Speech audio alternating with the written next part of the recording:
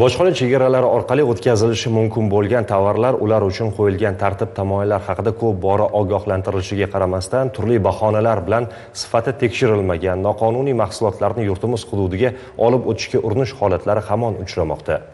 Yuqoridagi me'yorlarni buzib, bugun sud kursisidan joy olayotgan shaxslar ham afsuski oz emas. Muxbirimiz Gulzira Rustamova Andijon viloyati misolida mavzuni davom ettiradi. Men shu kuni qo'shnilarim mandaqa kasallikda, men sahar ashtaq kasallikda qo'limda giyohvorlar nima degan, zafaron degan narsa bor edi. Shuni ko'rsatib, bu yerda sal qimmatroq ekan, shu yerga o'tasa olib kelib berdi, endi bozorlarda sotilar ekan. Men shu yoqqa o'tib oluvdim, Qorasuvda o'zi kelib to'g'ri qizlarga ko'rsatib, shunaqa narsa bor. Dedim, qizlar vahima qilib olib kirib ketdi. Birinchi qo'rqitdi ham meni. Qanaqadir dori deb, men o'zim ham qo'rqib ham ketdim ichida.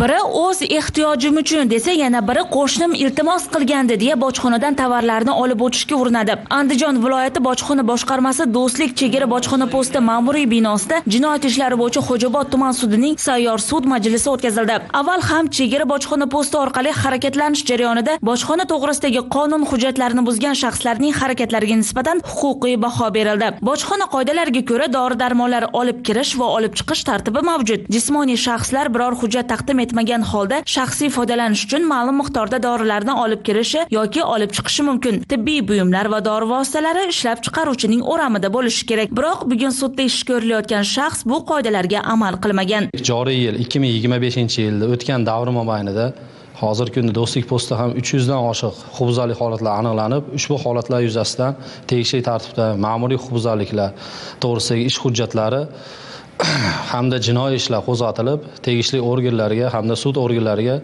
mazmunan ko'rib chiqish uchun taqdim qilingan. Hamda mazkur holatlar yuzasidan ham 3 milliard so'mlikdan oshiq qo'shimcha bojxona to'lovlari hisoblanib, davlat byudjetiga undirilishi to'liq ta'minlangan. Yana bir shaxs esa qilgan ishiga berilgan jarima jazosi uchun yengillik so'radi. Yolg'iz ona ekanligini bildirdi. Sudya ham oilaviy sharoitlarini hisobga olib, ularga nisbatan qat'iy ogohlantirish hamda ma'muriy chora ko'rdi. Fuqarolarimizni ham ogohlantirardiki, davlat chegara bojxona postidan o'tayotganda o'zi tanimagan, bilmagan odamlar bilan muloqot qilmasligi hamda ular bergan tovar moddiy boyliklarni O'zbekiston Respublikasiga olib o'tmasligini iltimos qilardik.